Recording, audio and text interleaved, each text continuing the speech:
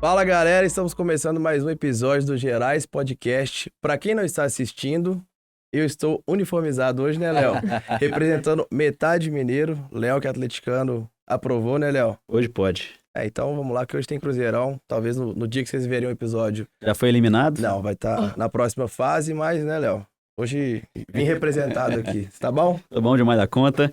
O episódio de hoje, pessoal, é com a Flávia Rita. Ela é professora de português e ela é referência em cursos de português para concursos e também para o Enem, né? Como o Enem é um concurso? Concurso, Enem, capacitação, a gente trabalha com tudo que diz respeito ao nosso idioma. Sem dúvida. A plataforma dela é gigante, é muito legal. Tem um Instagram muito grande também, as outras redes sociais também. Eu vi que o Facebook, seu também é bem grande e tal. E é uma honra ter você aqui. Eu e o Breno não somos apresentadores. O pessoal que acompanha a gente sabe bem que nós somos batedor de prosa mesmo, falador. Mas né? todo mineiro adora uma prosa, gente. Então isso aí é tudo de bom. Isso aí. Bem-vinda, viu? Muito obrigada pelo convite. É um prazer estar aqui. Mas o time atleticano tá mais forte aqui, viu, Bruno? Pois é. Sou 2 a 1. galo. Como é que vocês estão aí? Ó, 2-2. Puta merda, ele é galo 2, Eu sou 3 a 2. indiferente, né? Tá bom. Empatou. Ô Flávia, acho que não tem outra forma de começar, né? Você contando um pouco, né, da sua carreira brevemente ali, falando também de como você começou até chegar onde é você hoje na plataforma. Eu sou uma professora de português que foi atravessada pela profissão. Todo mundo me pergunta assim, você quis ser professora de português? Não, precisava trabalhar de qualquer maneira para sustentar a minha filha. Eu engravidei muito jovem, então eu tive a Júlia com 18 anos. Então o meu propósito de vida era me sustentar, sobreviver. Eu entrei na Faculdade de Ciências Econômicas na UFMG e aí logo depois fiquei grávida e meus pais nunca tiveram condição. Minha mãe era costureira, meu pai não gostava nem muito de trabalhar, né? Minha mãe sempre foi o arrimo da família. Perdi meus pais muito jovem também. Logo depois, meus pais faleceram, então meu objetivo de vida era assim, eu preciso trabalhar. E aí, como eu fazia ciências econômicas, eu tirei o CAT para dar aula de matemática. Então, eu comecei dando aula de matemática. Então, eu fui atravessada pelo português. Eu sempre brinco e falo assim, eu não escolhi uma profissão, ela me escolheu. E a docência é um pouco isso, né? Você estar em sala de aula é apaixonante, estar em contato com a vida de outras pessoas e saber que você, de alguma maneira, pode melhorá-la é apaixonante. E aí, surgiu uma vaga de língua portuguesa na mesma escola. Eu aceitei o desafio de me duplicar e dar aula num turno de matemática e no outro para ensejo de língua portuguesa. Ensejo é... Educação de jovens e adultos. Hoje é EJA, né? Ah, Antigamente a gente tinha uma ensejo. Todo mundo fala que realmente é um dom, né? Ali tem uma vocação, na verdade, para dar aula, né? Tem a ver isso? Eu acho assim, quando a gente reduz todas as potencialidades das pessoas ao dom, ao talento, eu acho que a gente esquece que o esforço ele é muito mais importante. Eu não nasci professora de português, eu não nasci professora de matemática, aliás, eu não nasci nada. Eu nasci uma pessoa preparada para aprender. Então, eu acho que o dom, ele pode ser uma parte da equação, mas o que faz as pessoas irem adiante é o talento de se esforçarem, não o talento enviado por Deus, não essa ideia de que uns são privilegiados porque tiveram uma sorte maior por alguma aptidão divina. Eu acredito mesmo na ideia do trabalho. No esforço, né? Nossa, gente, eu sou a pessoa que eu acredito assim, se você acorda cedo, faz a sua parte, o seu caminho segue de maneira mais tranquila. Também, concordo também. Concordo, o esforço, assim, ele anda lado a lado com a sorte ali, né? Se você não tiver sorte, não se esforçar, Alguma coisa, uma hora vai dar ruim, com certeza. E aí, em que momento que você se tornou uma professora de concurso, né? Esses cursos mais focados? Foi sempre uma busca por uma vida melhor, para poder dar conta dos meus filhos. Então, eu fui tendo uma vida assim. Tive uma filha, depois aí me separei, não deu certo o casamento, tive outro filho, e eu sempre naquela obrigação de ser a mantenedora do meu lar e de dar conta dos meus filhos, porque eu acho que isso é muito importante. Então, eu fui, depois de formada, porque quando eu comecei a lecionar português, eu não fazia sequer letras, né? Então, fazia ciências econômicas. É porque a gente pode tirar um CAT, né? Que é uma autorização para lecionar em alguns grupos educacionais específicos. Isso ainda hoje existe.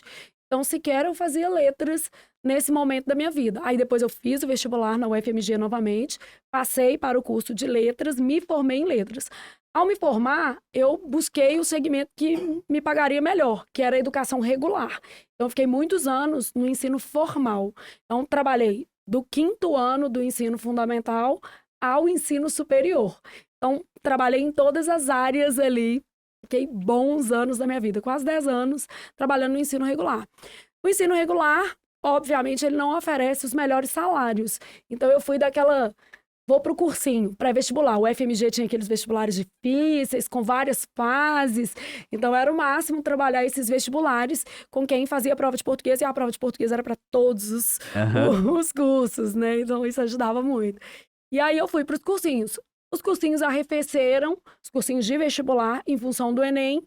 E aí, apareceu a primeira oportunidade de eu trabalhar com concurso público. Então, era um cenário ainda desafiador. Eu não tinha todo o know-how para estar naquela área, mas eu fui buscando. Ali pagava mais, eu tinha 3 filhos, eu precisava dar conta, até virar empreendedora, porque aí eu percebi assim, ó, o meu teto como funcionária é este, né? Eu consigo ter ali o valor que eu comporto de horas trabalhadas. E como empreendedora, não. Eu consigo trabalhar de outra forma e trazer para mim também uma outra experiência, que era de colocar os meus filhos dentro do meu local de trabalho.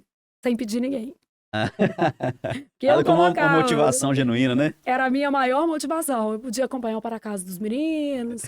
Agora eles já são quase... Né? A Júlia está com 23 anos, faz medicina, vai formar. O Vitor já está na faculdade. Então só tem o Otávio, que tem 9, que é um pouco mais dependente ainda, mas ele é super, ultra, mega descolado.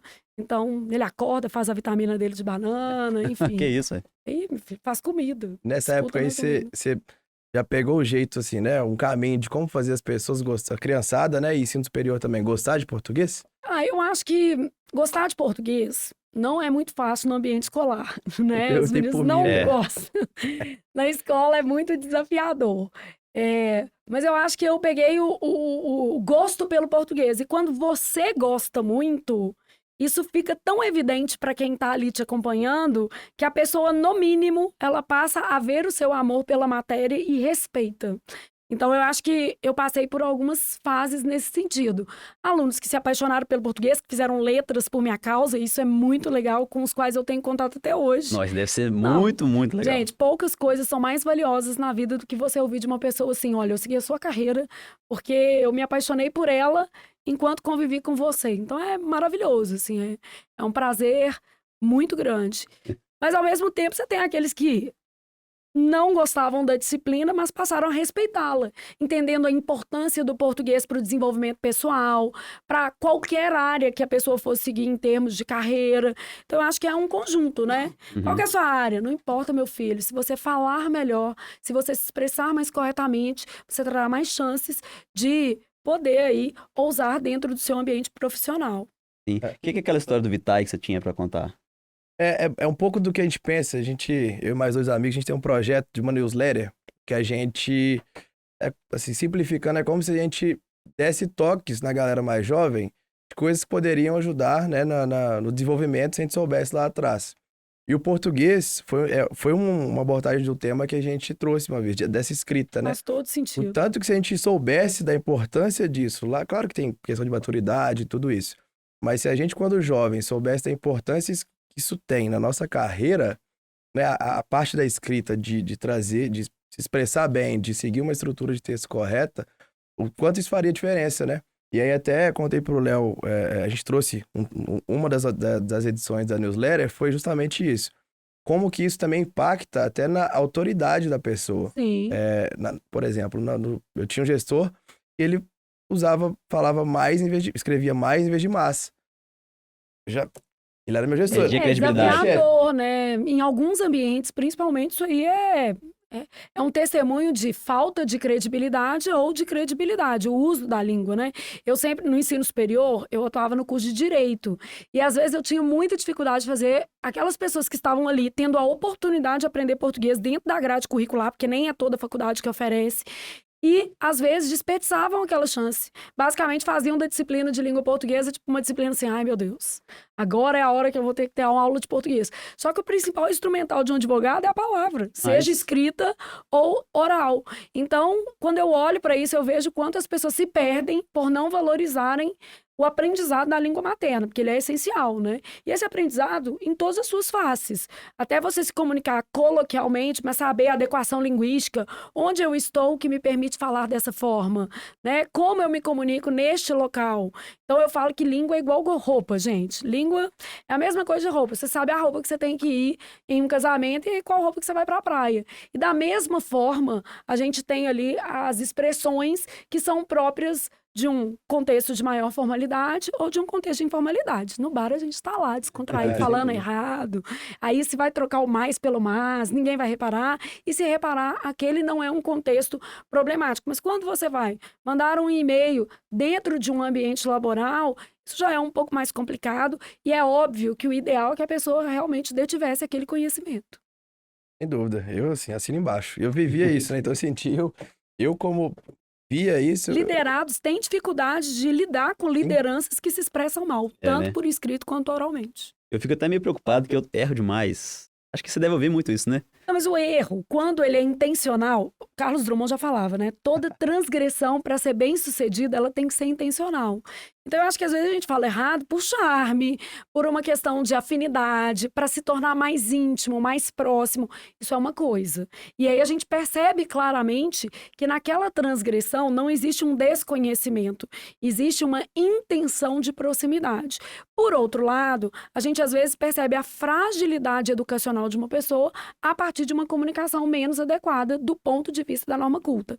E essa fragilidade educacional, ela impede a pessoa, por exemplo, de galgar cargos melhores dentro de ambientes de trabalho, de se expressar de uma maneira mais adequada para poder trazer para si uma nova realidade. Então, são contextos. Eu acho que você fala errado, mas é um errado inclusivo. No meu caso, o meu medo é quando eu escrevo.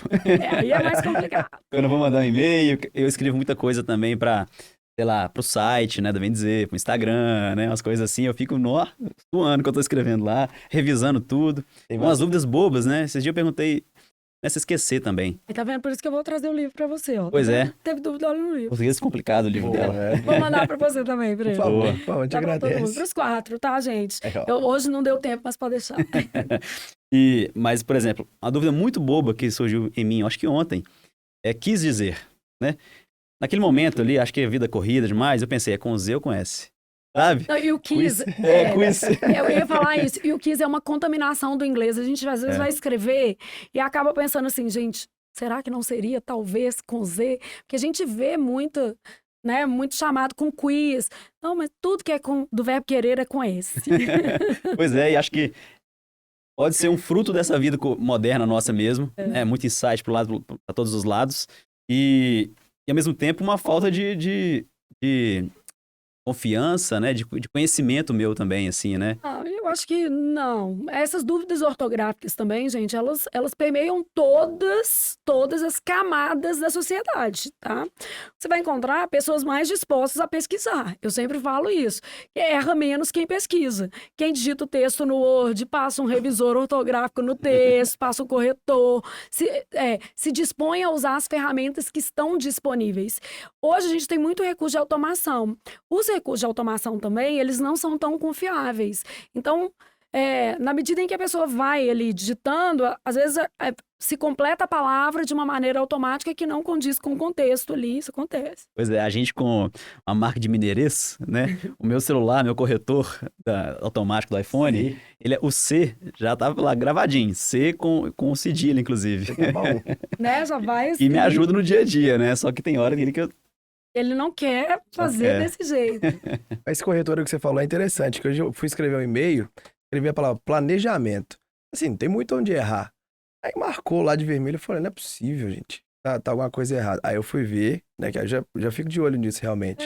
Mas fui ver que era que tava às vezes configurado em outra linguagem, ou espanhol, isso, tava no inglês, Mas isso tem... configuração. No WhatsApp me ajuda muito. Usar os recursos também mostra aí uma boa vontade do interlocutor, né? Você está se comunicando formalmente, Faça um revisor ali, dá uma olhada se de repente essas ferramentas, porque a tecnologia, gente, ela veio, vamos dizer assim, para agregar. Se a gente também não se dispuser a usar essas ferramentas para poder tornar a nossa comunicação mais fluente, é ruim também, né? Pois é. Falando disso, assim, né? A gente estava falando sobre, né, pensando quem que era o seu público. E aí já tô pulando já para você como professora de concursos, isso. De cursinho, você fala cursinho pré-vestibular também? Eu falo cursinho é tudo. Cursinho é concurso público, pré-vestibular, tudo. E aí, essa plataforma sua, você começou em que ano, mais ou menos? Vamos fazer exatamente no dia 12 de agosto de 2022, 10 anos. 10 anos já.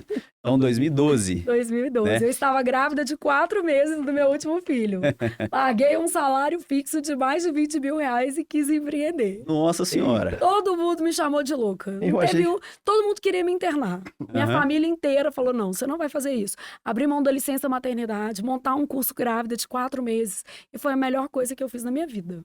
Só o pânico de não poder amamentar já me fazia querer empreender. Entendi. Então, assim, foi muito essa busca de um espaço que eu pudesse estar com os meus filhos. Eu já tinha passado por 2 gravidezes, e o plural é esse mesmo. Ah, é? Ó, né? Vou anotar aqui já o primeiro ensinamento. Eu já tinha passado por 2 gravidezes e por 2 situações em que amamentar foi extremamente complicado, porque eu tinha que trabalhar, eu tinha que estudar. Então, na minha primeira gravidez, logo depois eu estava fazendo faculdade na UFMG, fui super bem acolhida na UFMG. Eu era daquelas mães que levava o menino para aula.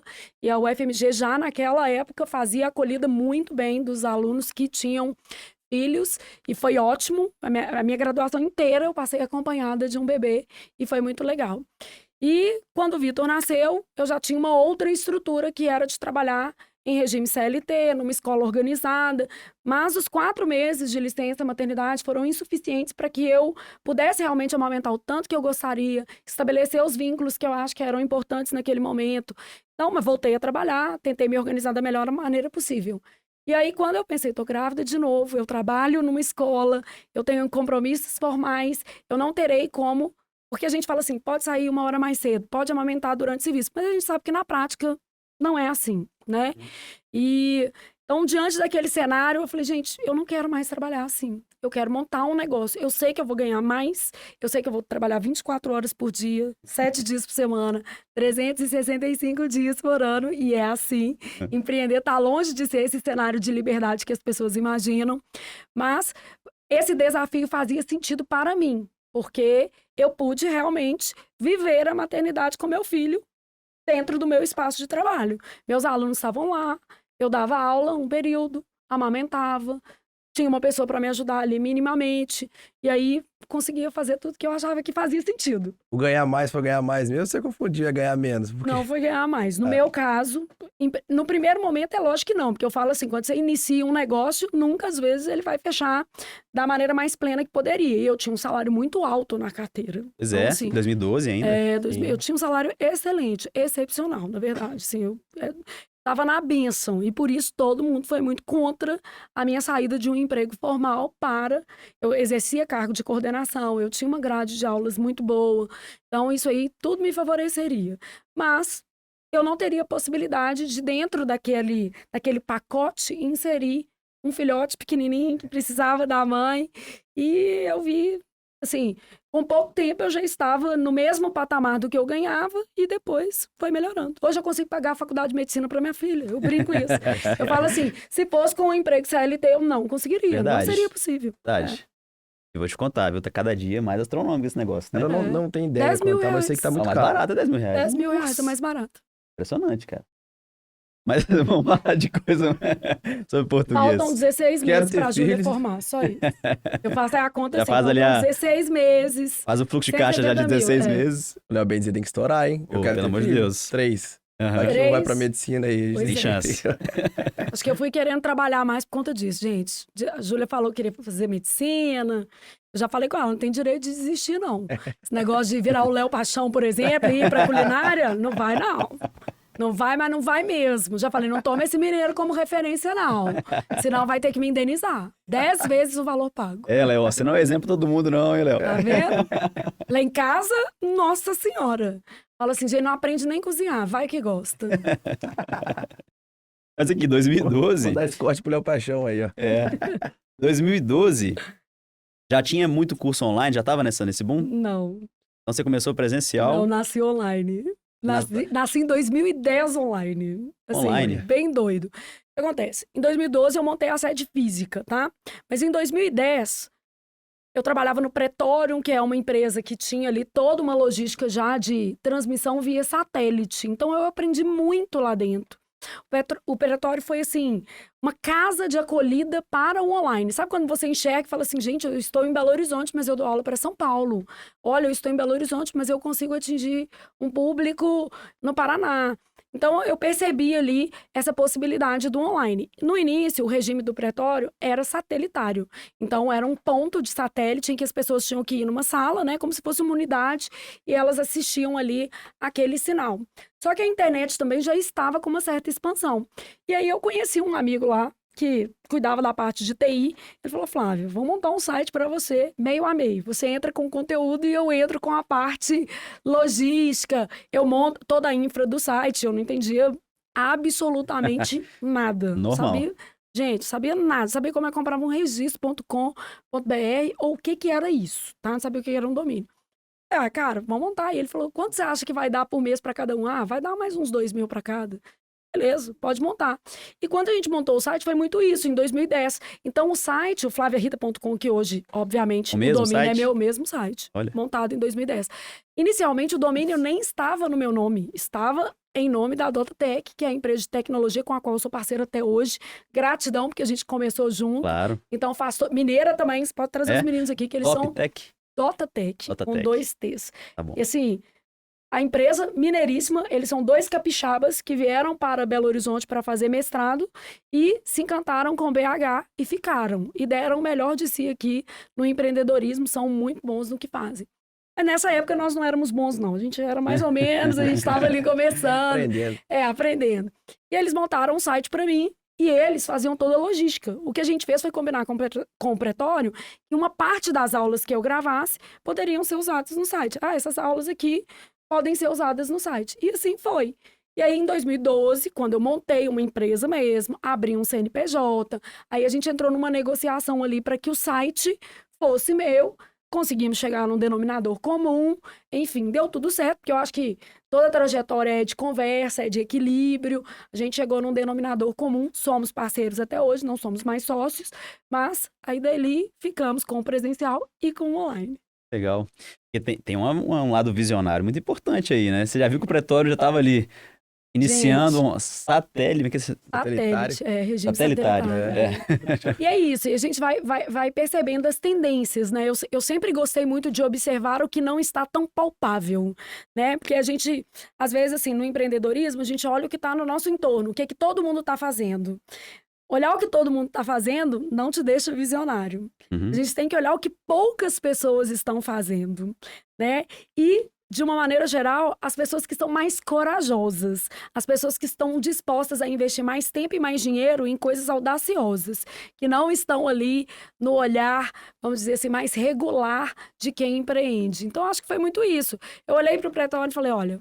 Regime satelitário, a pessoa vai ter que pagar o ônibus, vai ter que se deslocar para ver alguma coisa na televisão, a internet já está ficando um pouco mais acessível, existe aí já uma camada da sociedade que hoje pode assistir a coisas online, a gente já estava com o serviço de streaming começando, então uma hora vai bombar. E aí foi isso. O site nos primeiros 2 anos, de 2010 a 2012, não deu nada, foi realmente muito pouco. Aí, em 2012, a gente fez um investimento maior, entrando nessa negociação, ele já começou a ser bastante rentável. E, desde 2015, a minha operação sempre foi 90% online e 10% presencial. Tudo? É.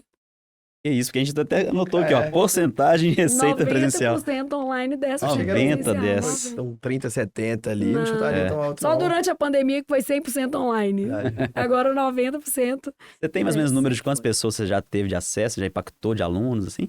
Tenho. Posso te dar uma estatística pelo número de cadastrados no nosso site. No site, não em rede social, tá?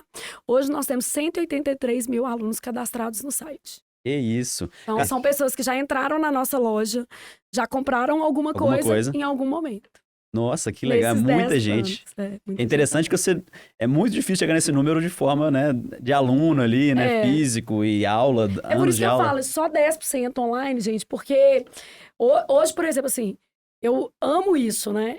Alguns estados, eles têm uma identificação enorme comigo, mesmo sendo muito distante de mim. É o meu amor, por exemplo, por Fortaleza, pelo Ceará. Ah, é? Eu brinco que a gente tem um caso ali, eu trouxe até um funcionário lá de Fortaleza, porque fez todo sentido para nós e ele é maravilhoso. Então, essa conexão mesmo, né? Lá eu tenho muitos alunos. Então, hoje, por exemplo, minha plataforma ela é bem equilibrada. Eu tenho muitos alunos em Belo Horizonte, muitos alunos em Fortaleza, muitos alunos em Brasília, né? Então, eu já tenho alguns locais aí que eu tenho uma penetração bem legal. E a faixa etária, sabe mais ou menos qual que é? Sei. Nossa faixa etária, 24 a 42 anos. É bem o público de concurso, né? Concurso, Meu público de concurso é significativamente maior que meu público de Enem. Minha penetração no Enem é muito menor do que o de concurso público. Por alguns motivos, né? Primeiro, porque com o Enem eu só trabalho redação, eu não trabalho a parte de linguagens como um todo. Eu optei por oferecer apenas o produto de redação e o meu foco é na correção. E segundo, porque, digamos que eu tenho uma aula que é mais conteudista. E o menino mais novo, ele às vezes tem um pouco mais de necessidade de uma aula mais interativa, de uma aula mais lúdica. E esse perfil, brinco, conta um caso em sala de aula, claro, enfim. Mas o meu perfil é muito conteudista, eu costumo brincar, né? Eu falo assim, o menino vai sair com a mão doendo se ele estiver escrevendo tudo que eu estou escrevendo. Ele vai sair com a mão doendo, não tem essa opção não sair, não. Ele vai trabalhar junto comigo. Então, o perfil mais conteudista tem aluno que não gosta. Mas é posicionamento de mercado também, né? Não abro mão. Para concurso talvez seja importante isso. Não, para os dois, para o Enem também. Aqui. O resultado vem do conteúdo. Não tem isso, né? Eu tenho uma boa expressividade em termos de resultado. Então, alunos com notas altíssimas, um público menor, mas muito engajado e com notas muito altas. O resultado é isso. Legal. Nesses 10 anos, você viveu bastante mudanças na língua portuguesa, né? Nessa mudança, na última que teve, não sei nem como explicar a mudança. Eu lembro que teve um negócio de trema, que acho que não tem mais. Tiveram picos de faturamento assim no seu site? Não. A reforma ortográfica, ela não teve impacto nenhum. Ela não teve impacto nenhum, assim, do ponto de vista financeiro. Por quê? Tá? Primeiro, porque, por mais que a gente entenda que a reforma é muito significativa, ela é muito pequena. Ela mexe com pouquíssimas palavras da língua e o próprio nome já fala, é reforma ortográfica. Então, não se trata de uma reforma na língua como um todo. Os mecanismos morfossintáticos não foram alterados. Então, o que a gente tem é a grafia de algumas palavras, né? E essa grafia que sofreu alteração. A gente vai partir de algum pressuposto aqui para a gente entender. Por exemplo, emprego do hífen. As pessoas já não dominavam e elas já não tinham curiosidade. Então, não é por conta da reforma que elas passariam a ter, né? Vamos dizer assim, às vezes eu falo assim, gente, contra-cheque é junto, contra-filé é junto. Eu falo isso com os meninos. Aí todo mundo vira e fala assim, mudou com a reforma? Eu falo, não, amigo, sempre foi assim. Tá vendo? Na maioria das vezes a gente já não sabia. Eu não sabia, não. Eu não sabia, não. A pessoa já não sabia. Então, essa curiosidade linguística, ela só aparece quando existe um objetivo. No caso, quem vai fazer um concurso público, quem precisa se capacitar dentro do mercado profissional porque atua numa agência de publicidade, vai escrever mais. Ou, por exemplo, quem vai se submeter a uma prova do Enem. Então, esse boom por conta da reforma não existiu. Já iria, né? A pessoa precisa do objetivo passar no concurso e já procuraria já um curso, entendi. O contato com a língua, ele acontece por 2 fatores. Paixão, que é aquelas pessoas que vão fazer letras ou vão ser escritores, né? Ama a língua mesmo, né? Reduzindo aí a duas possibilidades, 2 campos. Geralmente quem ama a língua e na outra esfera quem precisa dela para um outro objetivo. Verdade. Só um parênteses aqui, eu fiquei assim, né? Acho que eu vou me colocar nesse caso aí dessa pessoa que não sabia do contrafilé aí. Eu acho que o Supernosso também não sabe, eu tô pensando aqui. O Supernosso, de vez em quando, é tudo junto, tá? Supernosso, mesmo sendo uma marca, o ideal é que ela obedecesse à grafia, né? Então, o prefixo super, ele se junta... É mesmo? Ele se junta ao radical. Mas o Supernosso é engraçado que ele tem lojas com o Supernosso escrito certo, tudo junto. Em algumas lojas, por algum motivo, não sei, né? Aí, olha só, não sabia não. um fôlego entre os pedaços, entre os morfemas. Que eu falei, o Supernosso não sabe, pensando no contrafilé. Pensando na carne que eu compro lá às vezes, que tá caro pra caramba agora, eu vejo eu acho, tá? Posso estar enganado, que tá separado contra filé. É. Aí você já pegou o super nosso que eu não tinha nem pensado. Tá? Ou seja, agora a gente sabe que o super também é um... É junto É junto também. com isso. Mas era eu vi um vídeo seu, recente, inclusive, mini pastéis. Pois é, tá vendo? Não, Mesma coisa. Mini pastéis é junto, cara. Mini Tudo pastéis. Mini pastel, mini saia, Mini saia? mini saia. Sempre, né? Tudo juntíssimo, com 2 S. Olha só, cara. É, talvez... Prefixo mini só vai ter hífen com 2 letrinhas. I e H. Mini Ah. herói. Beleza? Separar, Ah, tá. Entendi. né? Mini inimigo. Vai separar. Ah, Senão vai ser junto. Por causa também de a gente não saber falar, Léo, foi uma coisa que eu aprendi quando eu era pequeno. Tem dúvida na palavra? Troca. Troca. Acho um Isso mesmo. sinônimo pra não passar vergonha. isso é verdade. Mas mesmo assim é difícil. Fácil não. Mas nesses 10 anos, você deve ter passado por muitas mudanças também de plataformas, né? De Sim. rede social chegou bombando, tecnologia. E como é que foi fácil você se adaptar para isso? Outro dia eu estava falando sobre isso. O primeiro estúdio que eu montei, estúdio para gravação de aulas, a gente investiu mais ou menos R$100 mil. Então, assim, a gente fica pensando, né? A lousa digital, a câmera profissional, a iluminação. Hoje você consegue montar um estúdio com um valor muito menor, porque existem boas tecnologias que vão oferecer qualidade com um valor muito mais acessível. Essa dinâmica ela é ótima, porque ela torna o mercado como um todo mais inclusivo. Só que, ao mesmo tempo, ela pressiona quem já estava no mercado. Mas eu acho positiva, tá? Eu acho, assim, é uma mudança muito mais para o bem do que para o mal. Né? Porque antes você tinha investimentos vultosos, então, quer dizer, empreender não era acessível. A pessoa queria colocar o curso dela na internet, mas ela não tinha como colocar. Por exemplo, o meu é plataforma própria. Então, eu tenho um site próprio, eu arco com toda a infra do site. Hoje, não. A pessoa consegue montar um estúdio bem mais acessível. Às vezes, com 10 mil, ela consegue comprar todos os equipamentos que são necessários para fazer a formatação daquele material e consegue colocar, por exemplo, vou usar uma outra empresa mineira, na Hotmart, né? Então, consegue trazer ali uma outra realidade, uma outra dinâmica. Ela não precisa ter a infraestrutura que eu tinha que ter para empreender 10 anos atrás. Ela consegue colocar o curso. Bom, isso foi difícil? Foi, porque, obviamente, os preços foram pressionados para baixo.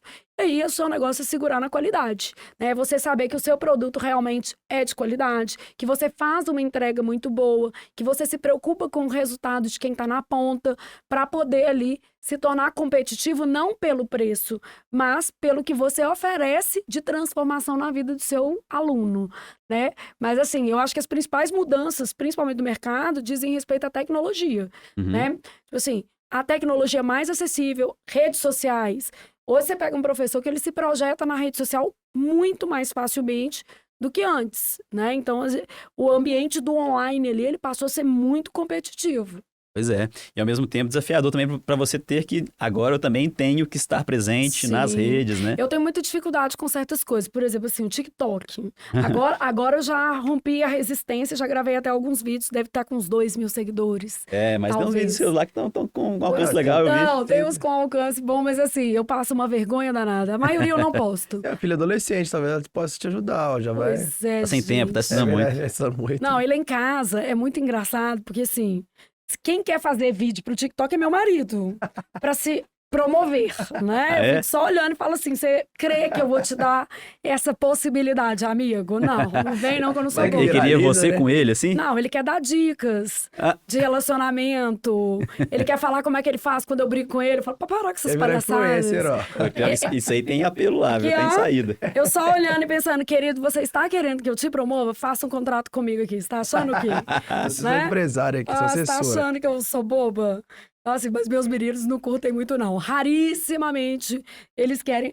O que é pianista, eu até brinco com ele. Eu falo aqui, querido, você precisaria divulgar o seu trabalho em uma plataforma digital. Enfim, Mas aí é o que tem menos. é outro perfil. Aqui, é o que tem. O negócio dele, 5 horas tocando piano clássico.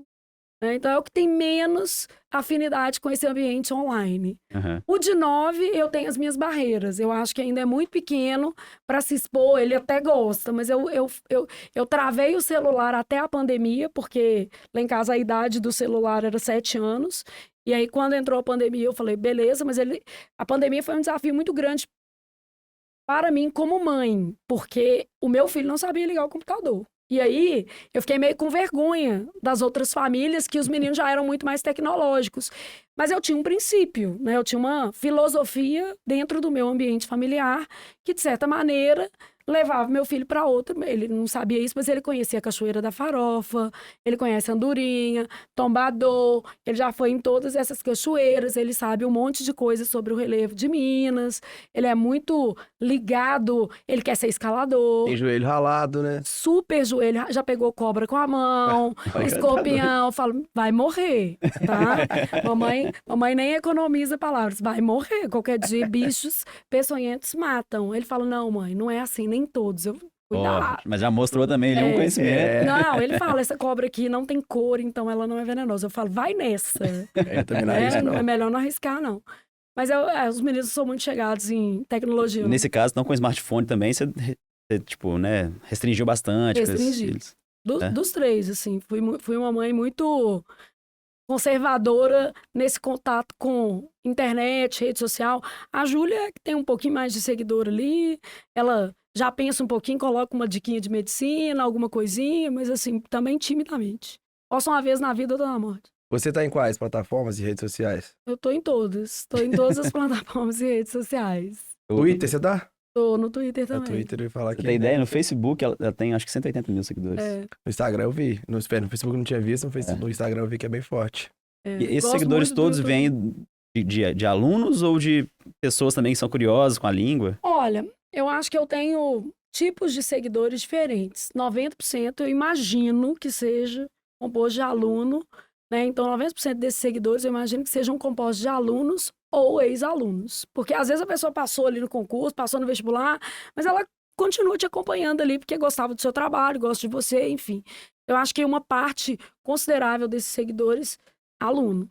E aí, um outro campo, que é a pessoa que realmente, assim, me conheceu ou pelo trabalho voluntário, que eu tenho um trabalho de voluntariado muito legal, ou porque gosta de textos mais líricos que eu escrevo. Eu escrevo poesia, reflexão, eu já tenho alguns livros publicados também no âmbito da literatura. Só que o espaço da literatura é sempre menor do que o espaço da necessidade, né? Eu falo que é esse. Então, eu imagino que, assim, a maioria, aluno, e um percentual pequeno de admiradores de um trabalho literário ou de um trabalho voluntário. Eu queria perguntar sobre o seu trabalho voluntário, só que você falando me lembrou de uma coisa, me deixou pensando em alguma coisa, que literatura é difícil realmente da pessoa se engajar, assim, de gostar, né, assim, ou gosta muito, né, a gente lembra, tinha até colegas nossos de escola, né, que eram muito, assim, né, de poesia e tal, ou então não gosta nada. Tem uma aversão quase, né.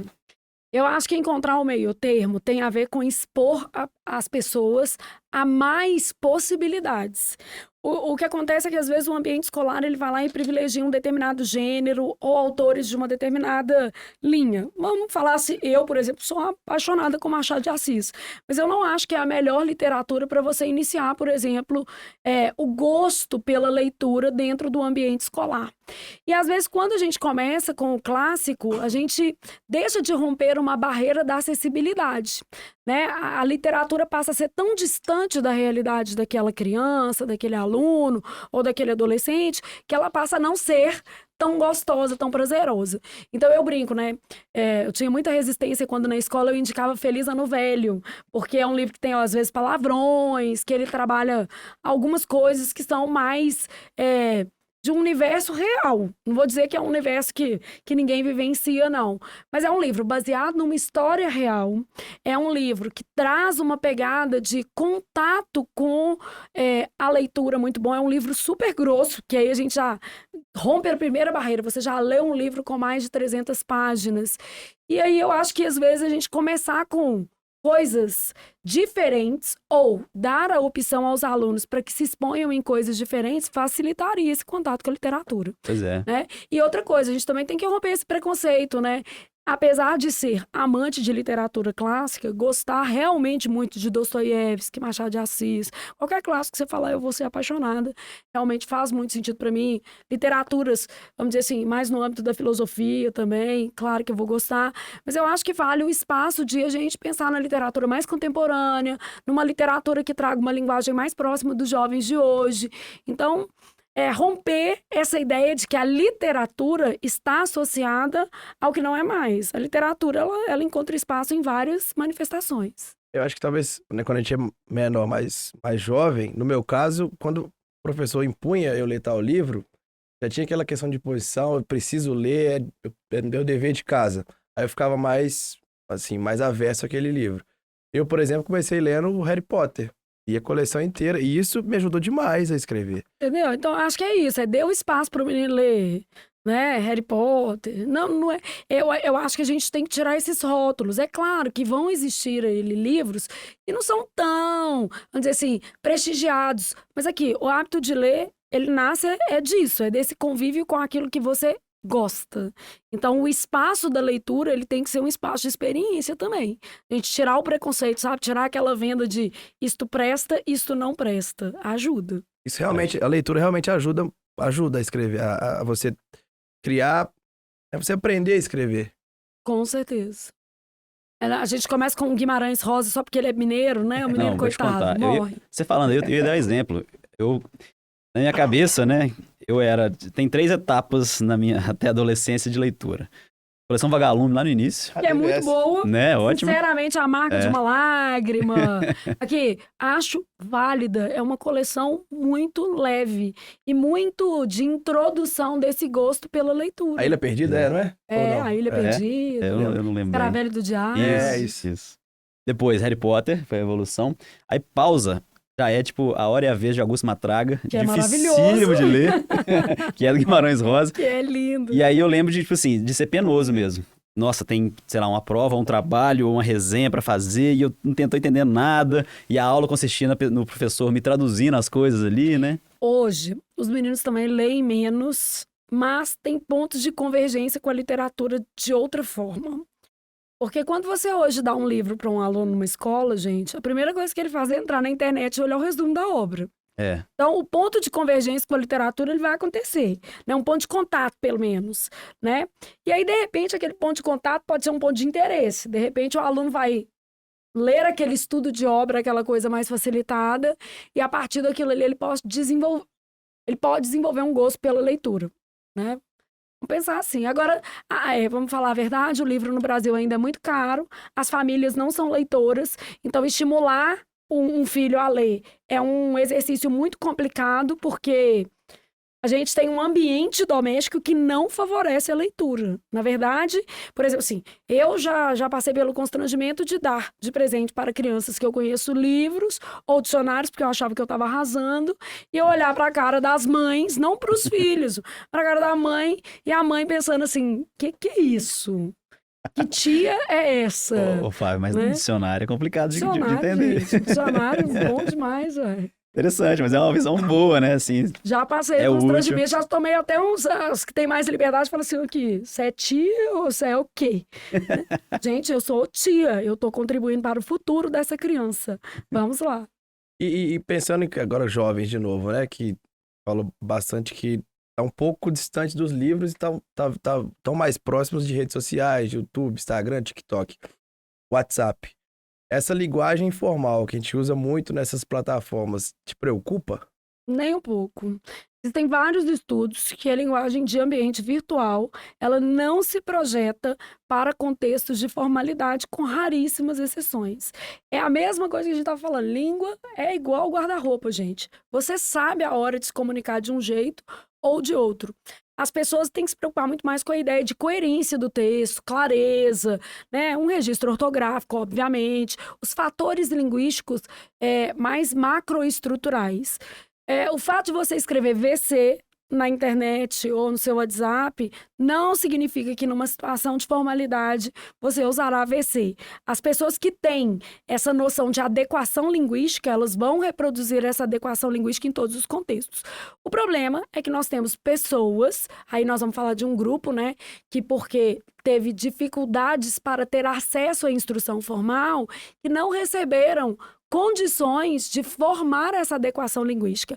Mas esse grupo, ele não está sendo impactado pela linguagem da internet, ele está sendo impactado pela falta de estrutura linguística em seu todo, né? Então, a dificuldade de formular uma frase, a dificuldade do registro ortográfico, e a gente vê isso na internet quando a gente pega comentários, né? Uma coisa é um aluno uma pessoa, um usuário do ambiente virtual que escreveu abreviado. E outra coisa é quando você lê um comentário que ele não tem sentido. Você olha e fala assim, gente, essa pessoa não conseguiu projetar aqui uma semântica básica dentro do texto. Ou outra coisa que fica muito evidente quando a gente lê comentários, e às vezes eu leio só para fazer esse exercício de entender a dinâmica da língua, a gente percebe que há pessoas que sequer entenderam o que estava escrito.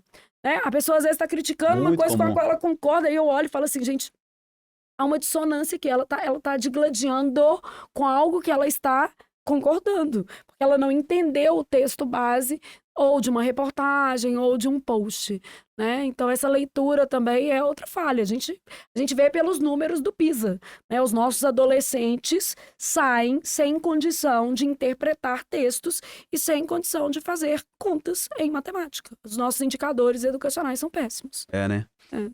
Isso fruto também da má qualidade da educação. Mais de 80% das nossas crianças e adolescentes estão no ensino público. Então, se a gente não se preocupar em ofertar uma educação pública de qualidade, e eu sou fruto desse ensino público em 100% da minha vida, só estudei em escolas públicas, primeiro Lídia Angélica, lá na região de Venda Nova, depois estudei no Instituto de Educação aqui no centro, depois no Estadual Central e depois estudei na UFMG. Então, assim, só reflexo de uma educação pública, mas de uma educação pública que estava um pouco melhor. Hoje, a gente tem muitas pessoas dependendo do ensino público e esse ensino público vem se esvaziando. Pois é. Isso aí, inclusive, é uma coisa que a gente conversou muito com políticos que já vieram aqui, né? E todos os 5 que vieram falaram sobre isso. Tomara que os criem vergonha na cara e façam alguma coisa, realmente. Necessário. Só uma coisa, essa parte de que as pessoas não entendem, né, o que tá, não compreendem o que está sendo lido ali, entendem. né? Eu fico abismado com isso, porque parece que a pessoa não lê mais, as pessoas não leem mais. Então, sei lá, eu leio um rótulo, você fica procurando palavra-chave também no próprio rótulo das coisas, né? A gente quer trabalhar com imagem, a gente está muito pictográfico, né? Se olhar signos dentro de uma determinada imagem, e o Instagram, ele potencializou isso demais. Justamente, eu acho que é essa forma de lidar, essa E são atitude, transições, né? isso. É uma coisa que eu acho assim, que a gente tem perdido ao longo dos últimos anos, e isso vai, infelizmente, perdurar por muito tempo. Nós perdemos o gosto por conteúdos mais densos e mais longos. Então, para nós, o que é melhor é o recorte, é o fragmentado. Então, a gente está aqui nesse podcast. A maioria vai preferir acessar os shorts do que propriamente assistir ao podcast inteiro. Então, esse gosto pelo fragmentado, ele é muito ruim. Porque, primeiro, existe a possibilidade de uma interpretação que não é adequada. E segundo, você, obviamente, vai aprender muito menos. Né? Você vai ter acesso a muito menos informação. E não é só no entretenimento que isso acontece, é no estudo também. Hoje eu vejo que, por exemplo, assim, as plataformas, de uma maneira geral, de aula, elas estão colocando conteúdos de 15 minutos. Eu, como professora, gente, falo de verdade, por mais que eu conheça técnica de Pomodoro, outras técnicas de concentração que, de alguma maneira, foram estudadas e pensadas para garantir o tempo de concentração, 15 minutos é muito pouco. Então, às vezes, se eu tenho que explanar acerca de um conteúdo, eu não consigo fechar um raciocínio. Se eu estou escrevendo um parágrafo de uma redação, eu não consigo concluir aquele parágrafo. Quanto mais gerar um texto inteiro. Então, eu vou fazer a introdução, vou dar um pulinho, vou descansar. Aí eu vou fazer o desenvolvimento 1, vou dar um pulinho, vou descansar. Vou fazer o desenvolvimento 2, vou dar um pulinho, vou descansar. E a conclusão, vou dar um pulinho, vou descansar. Aí nós estamos falando de 60 minutos com intervalos de 5, mas um texto totalmente fragmentado. E na vida real não é assim. Quando você senta para fazer uma prova do Enem, você vai ficar sentado 5 horas fazendo a prova. Não vai dar pulinho nenhum. Então a gente tem que aprender a ter tempos mais longos de concentração. E eu acho que a gente vem perdendo isso como sociedade. A gente tá tão acostumado com a cultura do TikTok ali, ó. Que eu fico vendo aqueles vídeos tão pequenininhos e vejo que as pessoas estão cada vez mais conectadas com o fragmento. Fragmento, gente. A pessoa não tem dificuldade de discutir um problema em casa ou de conversar com um funcionário. Então, isso aí vai se refletindo em outras esferas da sociedade, né? Aqui, quando você fala de política também, é o recorte, né? A discussão de um tema é desse tamanho, aí a gente pega uma fala. Não, vamos pegar essa fala aqui. Poxa, aí de repente a gente passa a emburrecer como sociedade, literalmente, porque a gente não quer a densidade de conteúdo. E a qualidade também das redações, aí até pensando em Enem também, foi decaindo? É possível ver isso? Eu acho que os alunos, de uma maneira geral, foram perdendo o acesso à informação, porque não é nem assim, aquilo está falando muito mais sobre o ensino do que sobre o aluno, né? Porque ele não está recebendo aquele conteúdo está sendo esvaziado.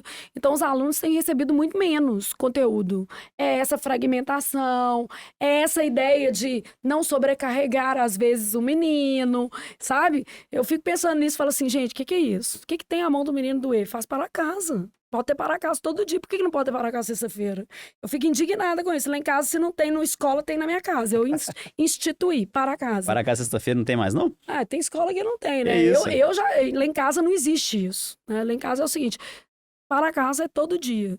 Sexta-feira você vai fazer um para casa aí, qualquer coisa mamãe inventa um. Faz no Escreve domingo, um texto. né? Se quiser descansar na sexta, faz domingo, segunda-feira entrega. Exatamente.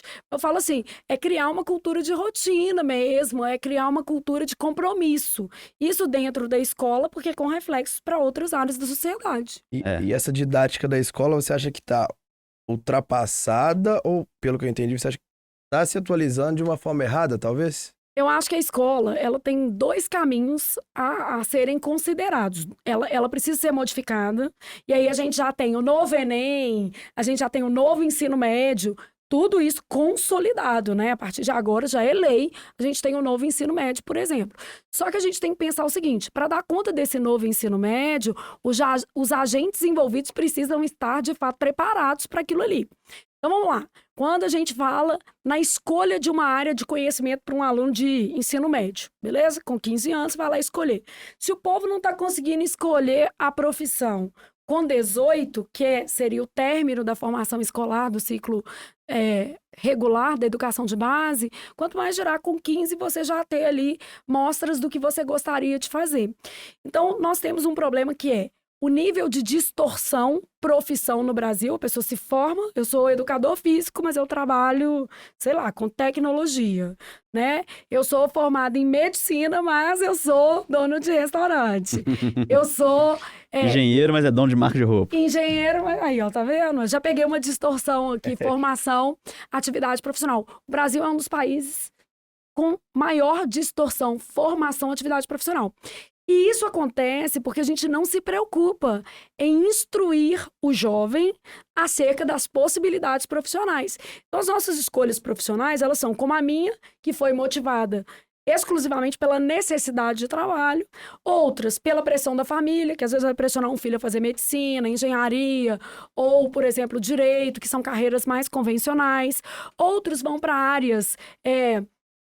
que estão, naquele momento, mais promissoras do ponto de vista da remuneração ou do prestígio social. E a gente esquece de olhar, por exemplo, a vocação desses alunos dentro do ambiente escolar. Então, a escola precisa preparar realmente para a vida e para o mercado de trabalho. Preparar para a vida e para o mercado de trabalho requer autoconhecimento, e a escola não trabalha isso, né? Que são as competências mesmo interpessoais. Isso é uma coisa. No Chile, por exemplo, existem programas muito interessantes de competências interpessoais, habilidades socioemocionais desenvolvidas dentro do ambiente acadêmico, tá? E por outro lado, a gente tem o nosso currículo escolar. O nosso currículo escolar, com defasagens muito grandes em relação a outros países, com conteúdos muito distantes de aplicabilidade. Então, às vezes, o menino tem que saber algumas coisas que não fazem o menor sentido. Quando É ele a fórmula de deveria... Bhaskara famosa lá. Aqui, hoje, gente, vamos falar a verdade. Você está num ambiente de tecnologia da informação. Nós estamos entrando numa era altamente conectada, 5G chegando em Belo Horizonte, né? Estamos animadíssimos com isso. Então, a gente está numa era altamente conectada. Então, algumas coisas perderam sentido. Por exemplo, hoje a gente não vai falar que você vai fazer uma fórmula na mão. Você usa uma HP ou você usa um programa no computador. Então, algumas coisas ficam desatualizadas. E a gente tem que pensar nisso como uma realidade, né? A gente olha e fala assim, faz sentido cobrar essa conta à mão, quando, na verdade, esse não vai ser, né, o cenário a ser encontrado. Por outro lado, enquanto a gente está estudando briófita, pteridófita, angiosperma, gimnosperma, e eu domino bem esses conceitos de Enem, assim, né, que eu faço o Enem todo ano.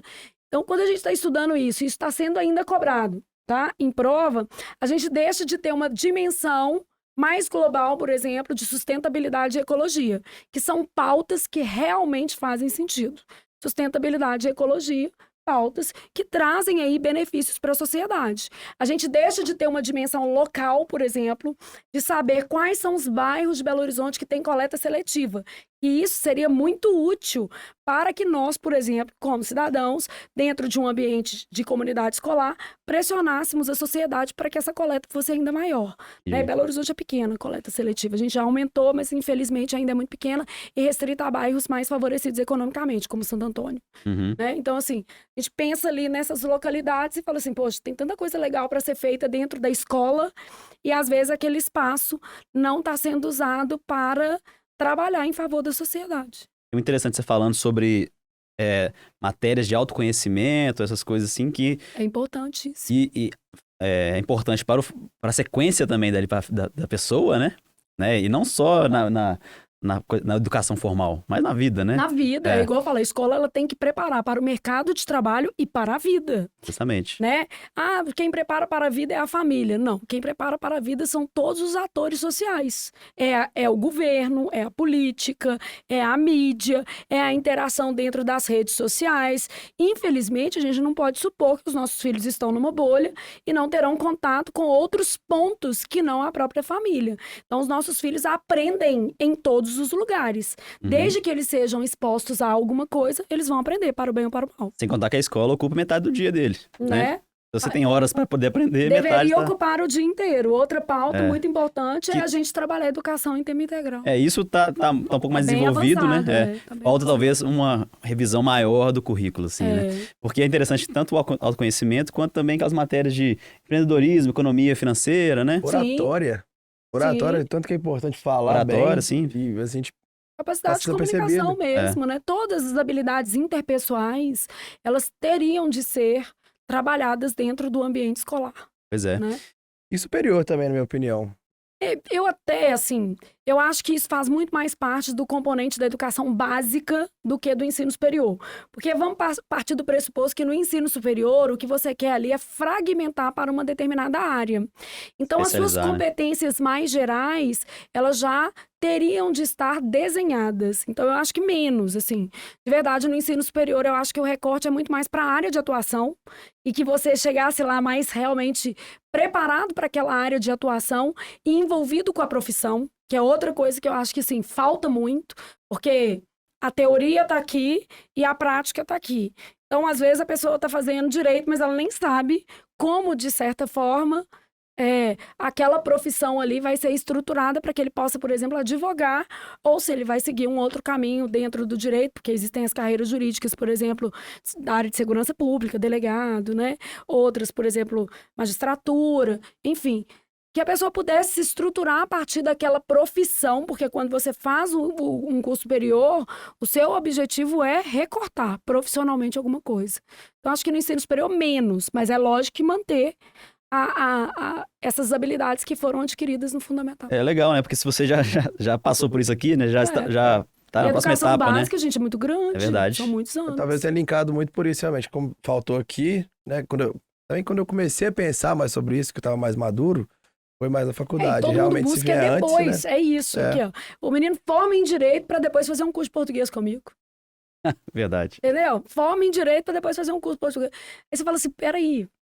Não, então esse casamento ele é generalizado, porque tem isso aí, tem o fato do que ele aprendeu também não é aplicável, satisfatório.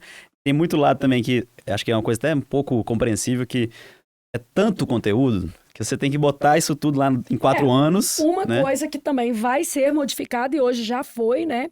É que como os currículos são muito mais dinâmicos do que em outra época, isso é compreensível porque a ciência muda, novas evidências surgem. Essas graduações de 4 anos, elas meio que estão perdendo sentido, com raras exceções, né? Mas elas têm também perdido a força, né? No Brasil, a gente ainda vive muito de rótulo, né? As pessoas fazem um curso superior para ter um diploma. Ah, eu sou formado em... Mas não é bem por aí. Não é o diploma, é a sua qualidade profissional e a sua capacidade de ser absorvido pelo mercado. Então, nós temos os 2 problemas. Muitas vezes, as faculdades não entregam bons profissionais e, do outro lado, a gente não tem um mercado que absorve. A gente não tem vaga de trabalho para todas as pessoas que estão no ensino superior no nosso país, né? Democratizar o ensino superior é óbvio que é positivo, mas isso tem que vir associado à qualidade. Não adianta só aumentar a oferta de vagas, porque senão a gente vai vender ilusão, né? Você tem um diploma na parede e não consegue ser engenheiro. Você tem um diploma na parede e não consegue ser advogado. Você tem... A OAB, ela mostra muito isso, né, gente? Quando a gente para pensar assim, que todo mundo que forma em direito se submete a uma prova e cerca de 20% só consegue. 20% da OAB? Na prova da OAB? Isso. Tem que revisar todo o currículo de todas as faculdades possíveis de direito. Né? E a gente para pensar, poxa, o problema não é do aluno, o problema é da estrutura. É a prova da OAB que é dificílima. Não é verdade. Que eu tô falando como uma pessoa que estuda a educação no seu plano mais global. A educação ali não é um problema. O conteúdo cobrado ali não é um problema. O que a gente tem é uma fragilidade nos custos de direito. Você acha que isso, no geral, impacta a pessoa divergir da área de formação e atuar em outra? E se você não consegue atuar no seu ramo profissional, você vai ter que trabalhar, porque você é adulto, né? Vamos imaginar que as pessoas precisam de dinheiro, elas têm necessidade, e aí elas vão evadindo do sonho, porque às vezes a distorção ela não acontece porque eu não gostei, não. Elas acontecem porque eu não consigo atuar em, né? Então elas vão evadindo do sonho ali e vão para a necessidade. Somado a isso, assim, na minha opinião, acho que tende a isso cada vez mais aumentar. Porque as coisas vêm mudando tão rápido no mercado, no geral, né? Porque quando eu comecei a faculdade, a engenharia estava super em alta. Daqui vai ser a profissão do futuro. Quando eu me formei, já tinha essa escassez de oferta no mercado de trabalho. Eu acabei indo para a área mais de engenharia de produção e não mecânica. Ainda era engenharia. E hoje empreendo a marca de moda. E agora, por exemplo, TI. Eu costumo dizer que engenheiro está bem em todas as áreas, tá? Eu fico impressionada. Embolado, né? Muito desembolado. O raciocínio matemático, ele facilita muito. Acho que é mais nesse sentido aí. Desembolado é a vida que te ensinou a ser desembolado aí. É uma visão ampla, né? O raciocínio matemático, ele abre muito a mente. Eu fiz administração no Cefet, que já tem uma linha um pouco mais de engenharia, assim. Eu estudei programação. E assim... Ajuda demais. 2 semestres horríveis, odiei fazer, mas me ajudou muito a pensar de lógica, raciocínio de construção de algumas coisas, né? Por exemplo, o ensino regular, né, a educação de base, ela tinha que incluir programação, gente. Hoje em dia é urgente isso, né? Isso é urgente. Cara, e eu paguei pra fazer meu trabalho, que meu professor É isso, Brenão, que absurdo. Não crime. Não copiem, tá, gente? Eu era Não novo, não isso, tinha maturidade. Tá? Se precisar, no fundo, né, última hora, Tava talvez na faculdade, na universidade universitária, mas não façam isso, mas eu paguei. Vergonha. Hoje, né, programação gente, hoje nem paga, pega na internet. Nem precisa, né? E hoje programação TI é, assim, profissão mais em alto, igual você falou, a gente tá vivendo essa era da tecnologia da informação. Eu acho que TI, ela deixou de ser uma profissão para ser uma necessidade de todos os profissionais. Pelo menos o conhecimento mínimo, né? Eu costumo dizer o seguinte... Hoje, por exemplo, quando eu montei o meu site, eu não sabia absolutamente nada de parte técnica e tecnológica. Hoje eu já sei muita coisa, graças a Deus, eu acho que foi fundamental para a expansão do meu negócio, sabe? E o seu é um negócio digital, né? É um negócio digital. É assim, se 90% do meu faturamento é digital, não existe a possibilidade de eu sobreviver sem entender o impacto do digital no meu negócio. Então, assim, eu imagino que em todas as profissões, estou vendo minha filha lá formando em medicina, tá? Aí eu sempre falo com ela assim, ô Júlia, se você puder aprender a programar em Python, aprenda. Se você souber o que é HTML, aprenda. Aí ela fala assim, mãe, eu quero ser médica.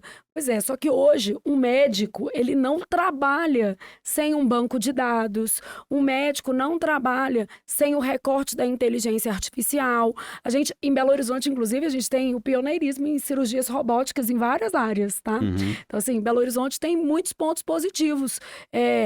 Tanto na parte de tecnologia, porque nós somos aqui uma das poucas capitais que tem aí o Google tão perto da gente, né? Então, a gente trabalhando nesse cenário, mas a gente percebe o impacto da tecnologia da informação dentro de todas as áreas. Um jornalista hoje, ele não é jornalista, ele não entrega um texto, ele tem que colocar aquele texto no blog. E ao colocar aquele texto no blog, ele precisa saber o que é H1, H2, ele tem que ter uma lógica ali de ranqueamento no Google, ou seja, ele já passou a ter uma outra formação formação. E essas formações que são dinâmicas, elas vão aí ficar muito defasadas com 4 anos dentro da faculdade falando sobre o mais geral. Então, mas muitos cursos, né, já tiveram uma reestruturação em função disso. Uhum. Um professor, na minha opinião, ele deveria ter na sua grade aulas remotas, síncronas e assíncronas. Isso faz parte do futuro. Os professores foram expostos à pandemia, né, durante a pandemia, a esse novo cenário, mas isso deveria estar inserido agora. Aqui, você é professor? Beleza, vamos trabalhar aqui agora didática em assíncronas e síncronas, né? Que é aprender a dar aula assim. Aprender a dar aula O remotamente. que é assíncrona? Síncrona ao mesmo tempo, né? Sincrônico, né? Em tempo real. Ah, tá. E assíncrona é uma Gravado. aula gravada. Entendi. Então, o professor saber ali. Porque são recursos diferentes. Quando você pensa numa aula síncrona, por exemplo, o chat vai estar aberto e você precisa interagir com os alunos. Então, você precisa daquelas orientações básicas. Se um aluno vou colocar uma coisa bem extrema, mas que acontece com frequência, um palavrão na tela, se começar um xingamento lá entre um e outro, a gente tá pensando em cenários variados. Como lidar com aquela situação, né? Como lidar, por exemplo, com perguntas que você, como professor, não saiba responder, isso acontece, né? Então, na aula síncrona ali, trabalhar todos esses cenários. Cenários bobos, como, por exemplo, de queda de energia, como é que você comunica? Como é que você volta? Retoma, não retoma? Volta o conteúdo? No outro dia, como você faz a recapitulagem daquele conteúdo? E a mesma coisa nas aulas assíncronas, que tipo de edição essa aula precisa? Por que ela teve que ser assíncrona? E onde existe ali um ponto de contato desse aluno com esse professor? Então, eu acho assim, os currículos, eles vão evoluir para isso, claro, né? Mas eu falo que em todas as profissões, o ponto de contato com a tecnologia é inevitável, entendeu? É inevitável. Verdade. Na parte de concurso, a tecnologia ela foi muito rápida, assim, né? Foi muito Acho rápido. que justamente por causa dessa questão de não estar presa, não ter que vir para Belo Horizonte estudar com você, né? Você é do interior, enfim, né? Não faz nem muito... E vamos pensar assim, cursinho ou concurso público, né? É um nicho muito específico. Então, você não vai ter um professor em cada cidade querendo se dedicar ao mercado de concurso público. Porque bons professores em todas as cidades, eu aposto que existem.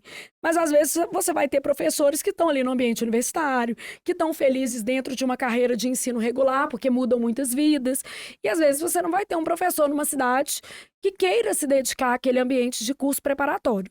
E antes, o que acontecia era a migração desses alunos para as capitais. Fatalmente se faria dessa forma. Hoje, nem para os polos de universidade, né, e faculdades, porque elas já estão mais expandidas, e nem para os cursinhos isso é necessário. Então, o ensino remoto, ele ganhou esse espaço, né? Você pode estudar com um bom professor no conforto de sua casa, desde que você disponha de uma internet. Pois é. E a internet ficou um pouco mais barata nos últimos 5 anos, mas ainda não é acessível a todos os brasileiros. Ou, pelo menos, não é acessível no formato mais adequado. Porque para assistir uma aula, não adianta você ter internet no celular. Porque, às vezes, a aula não roda, trava, são conteúdos mais pesados, mais densos, então vão requerer ali uma logística melhor. Sem contar também que quando você se dispõe a fazer um concurso, e aí você quer pegar os melhores professores, né? Exatamente. Então a Flávia é referência em português, eu quero ter aula com a Flávia, Claro. porque ela tem índice de aprovação maior do que os outros, né? Eu quero ser um desses aprovados, né? O aluno vai olhar exatamente isso. E ele vai poder fazer um mix muito alternativo. Eu faço com a Flávia português, eu faço com o fulano um raciocínio lógico, eu faço com o Beltrano informática. Tipo assim, ele vai estudando com professores do Brasil inteiro, né? E como o tempo de preparação também é longo, é natural que o aluno opte por mudar de professor, vá ali experimentando aqueles dentro da sua preparação que vão somando, né? Eu falo que professor vai somando, não é uma substituição, é um complemento. Às vezes uma coisa que o aluno gosta de um jeito, aprende com outro professor de outro jeito, e aquelas dinâmicas se encaixam para que ele tenha o resultado que ele busca. Verdade. Demora uns 3 anos para poder passar aquele negócio todo, né? A média, estatisticamente, é de 5 anos. A média é 5 anos. Nossa. A média, a estatística para concurso público é de 5 anos. Pra você é bom, né? É bom. Assim, né? Olhando o É um tempo real. Cliente. Isso. Mas é igual eu falei, o cliente ele vai alterando o professor. Às vezes ele não consegue ficar 5 anos estudando com a Flávia. Adoraria, né? Mas assim, é natural que ele também busque outros professores ao longo do processo, né? E às vezes aquele que bateu por último ali nem é o que aprovou o aluno, porque o aluno se aprova. Sim. É um somatório de conhecimento que ele vai adquirindo ao longo da sua trajetória. Tanto que às vezes o aluno me pergunta assim, é possível estudar sozinho? Sim, com certeza, claro, muitos alunos estudam sozinhos e obtêm êxito. É o mais fácil? Não costuma ser, né? Mas é igual malhar, é mais fácil com personal. Mas sozinho é totalmente viável.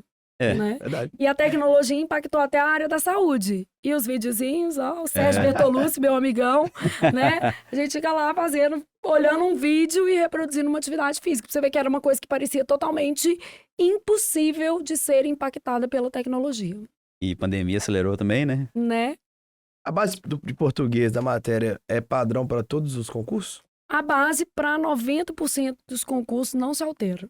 Então, assim, de uma maneira geral, interpretação de texto e a gramática toda, desde fonética à parte de estilística. Então, fonética, morfologia, sintaxe, semântica e estilística. De uma maneira geral, um livro dessa grossura todo dá conta.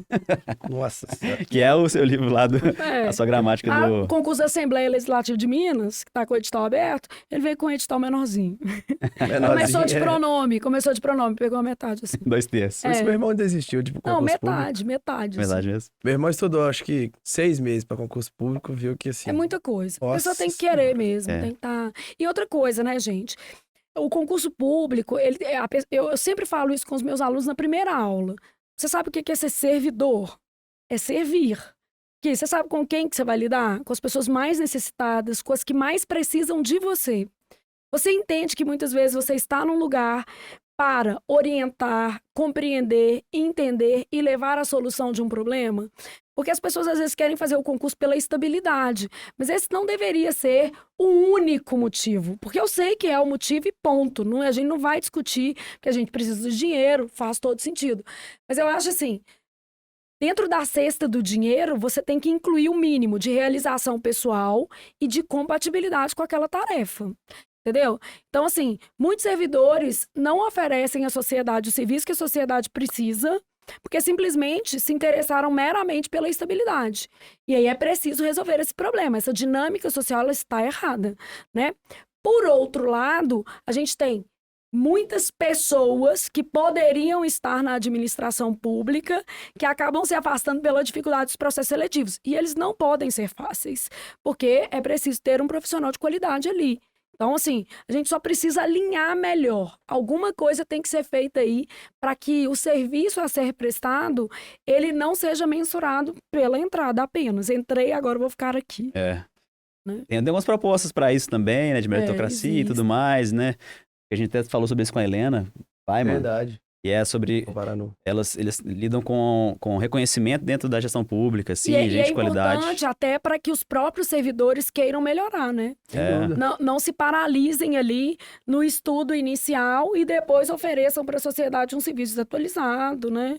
Então, é necessário que a gente crie um sistema mais adequado. Eu acho que a estabilidade é fundamental para ela não ser impactada por questões políticas. Mas, contudo, entretanto, todavia, não deveria ser tão difícil afastar maus servidores do serviço público. E é. Então, já existe uma possibilidade dentro do nosso ordenamento jurídico. Só que, na prática, o corporativismo impede que essas pessoas sejam, de fato, exoneradas. Os processos são morosos, né? Os PADs, os processos administrativos internos, eles são muito morosos. Eles esbarram no corporativismo, porque muitas vezes dependem de outras pessoas que estão envolvidas no serviço público. Como melhorar isso tudo, gente? O Brasil ainda é uma democracia muito jovem. Então, a gente vai encontrar um caminho de amadurecimento que seja esse de oferecer o melhor serviço público, garantindo a estabilidade, mas também garantindo que os maus servidores não estejam ocupando o lugar de pessoas que poderiam oferecer, de fato, um serviço. É performance, né? Tem que ter performance. Amém. Uma dúvida um pouco diferente, mas por que tantas pessoas de por fazem concurso? É por causa das vagas? O direito, ele é uma profissão que ele caminha para 2 campos apenas. O concurso público e advogar, né? E mesmo dentro do âmbito da advocacia, existem vagas dentro da administração pública. Você pode ser um procurador, por exemplo, e aí você tem que ter OAB, você vai advogar, né? Então, a gente tem campos dentro do direito que reportam mesmo para o serviço público. Isso acontece em outras áreas. Quem faz serviço social, de uma maneira geral, vai encontrar pouquíssimas vagas dentro da iniciativa privada e muitas vagas dentro do serviço público, porque é onde realmente se precisa de assistência social, né? A própria formação, ela reporta a isso. Então, o direito, você vai ter lá vários consultores legislativos que são necessários, assistentes jurídicos. Então, isso tudo para interpretar a lei em benefício da sociedade e aplicar a lei em benefício da sociedade. Então, esse conhecimento jurídico ele é necessário nas mais variadas carreiras públicas mesmo. É uma boa pergunta. Tem vários amigos de direito, que fazem direito, que fizeram direito, que vão sempre para esse sempre caminho. assim. E eu vinculo muito também com, sei lá, habilidades da linguagem formal, assim, né? E enquanto você falava também, eu fiquei pensando, você impacta muitas pessoas fora de Minas, do Brasil todo, né? Citou o Ceará e tal. Você consegue ver também regionalismos, assim, na própria redação e tal? Não, na redação não. Na redação não pode.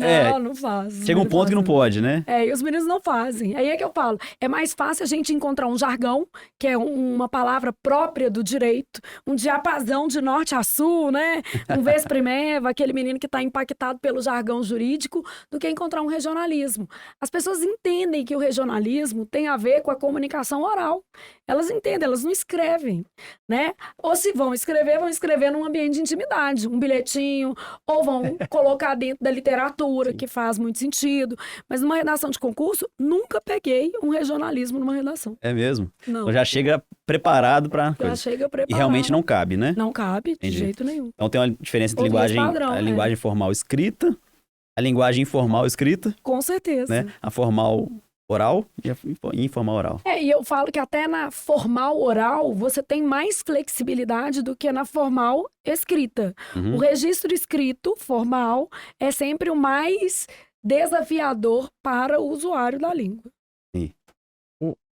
Já que a gente trouxe esse papo de redação, eu como escritor a cada 2 semanas, redator ou escritor, não sei. Redator, eu tenho que escrever, assim, a gente escreve as edições do Vitae, né, porque eu falei da newsletter, a cada 2 semanas. E assim, sei que deve ser conteúdo de várias aulas suas, mas... Relaxa. Agora, deixa eu fazer um parênteses. As pessoas ficam preocupadas de falar certo perto de você? Ficam preocupadíssimas. E eu penso, gente, eu não reparo. Tô falando de verdade, não reparo. Mas... Reparo placa. Aí, outro dia, meu marido até brincou, falou assim, Flávia, por que você não corrige música? Porque atrás da música existe uma pessoa, existe um autor, alguém que fez aquela letra, e que o conteúdo da música, na verdade, era para emocionar, comover, ou seja, não era para se fazer perfeito do ponto de vista linguístico. Então, não faço isso. Você fala na rede social, não corrigi na rede social. Agora, placa não, gente. Placa, não tem ninguém por trás da placa. Geralmente eu paro num lugar e falo assim, isso é uma placa. E ainda, por exemplo, se existe uma marca naquela placa, eu costumo geralmente tampar, apagar, exatamente, fazer uma edição, porque o objetivo ali é outro. É muito mais trazer uma dica do cotidiano do que propriamente vilipendiar o autor da comunicação, né? É verdade, eu lembrei de vários memes que você falou de placa aí no Instagram. Eu faço. Mas voltando à pergunta, você tem alguma dica para escrever bem, estruturar bem o texto? Cada texto tem um objetivo. Então, vamos pegar o seu, que é o objetivo de uma comunicação dentro de um e-mail. Então, você vai mandar uma news. Então, como é que eu vou fazer uma news? Primeiro, você vai selecionar um conteúdo, né? É um blog post que a gente chama dentro da produção de conteúdo. Esse conteúdo tem que ter um título chamativo, porque aí cada texto, gente, é uma coisa. Por exemplo, tem texto que não precisa nem de título. Se fosse uma redação da FCC, não precisava de título. Uma redação do Sebrasp não precisa de título, Enem. Mas um blog post, se ele não tiver um título, você já perdeu metade da sua comunicação, porque você depende de taxa de abertura. Então, se você depende de taxa de abertura, a metade da comunicação, da sua energia, você tem que gastar no título. Metade da comunicação é no título. Você tem que pensar aquele título com muito carinho. Você tem que pensar título e subtítulo, que são as palavras que vão aparecer para o leitor, para que você tenha chance de ser lido. Olha como é que é complicado. Né? Cruel, né? Então, título e subtítulo. Primeiro campo, segundo campo, qual é a nota que aparece, são as poucas palavras abaixo do título, a que o leitor terá contato visual, e aí naquele momento ele vai decidir se você vai ou não ser lido. Dentro da comunicação de um blog post, é importante ter imagem, é importante que o texto não seja grande demais para cansar e a pessoa desistir no meio, que ele tenha um CTA, um clique para onde você quer mandar aquela pessoa, um comando. 2 já fica muito. na minha opinião, eu acho que toda vez que você coloca 2 ações, 2 comandos, você pode dispersar a sua audiência para objetivos que você não planejou. Então, quando você faz um texto, você tem um objetivo para ele. Eu gostaria, por exemplo, de levar esse leitor... Por exemplo, quando eu faço um texto de blog, tá? Eu geralmente faço um resumo de um texto mais denso, tipos de si. Beleza? Existem vários, 7 tipos de si no mínimo, se a gente for econômico. Eu começo apresentando os 2 que mais caem. Falo assim, conheço os tipos de si. Aí começa assim, existem mais de 7 tipos. O menino fala assim, poxa, eu só sabia de 2. Então, ele vai ter uma chance de abrir. Aí eu começo o texto falando os 2 que mais caem na prova. E o meu CTA vai ser direcioná-lo para um texto de blog, porque geralmente eu vou mandar isso no e-mail, numa news, e vou mandá-lo para o blog, para ele ler mais.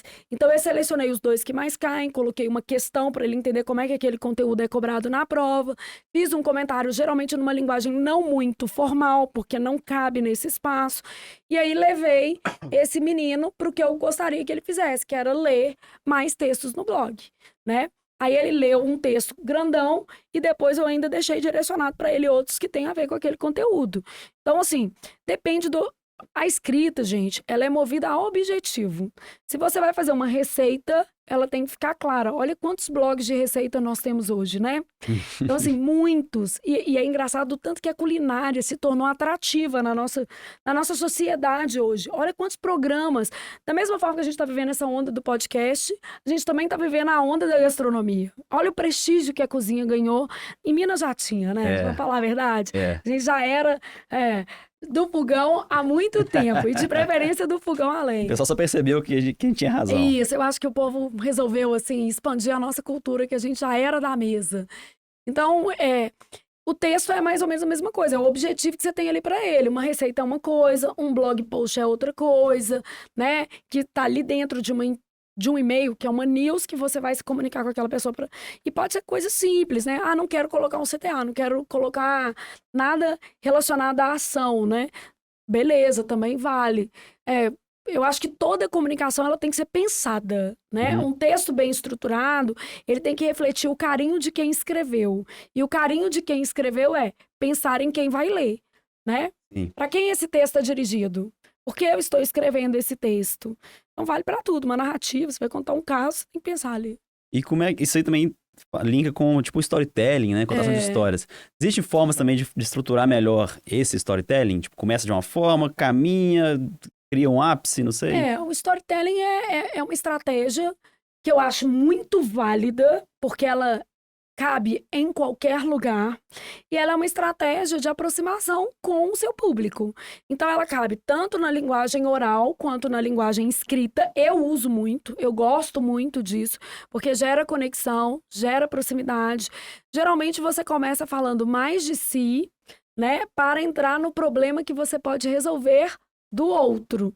Então, a partir dessa aproximação, porque isso, você começa por você, qual é a sua dor, e ao compartilhar essa dor com outra pessoa, você ajuda essa pessoa a resolver o problema dela.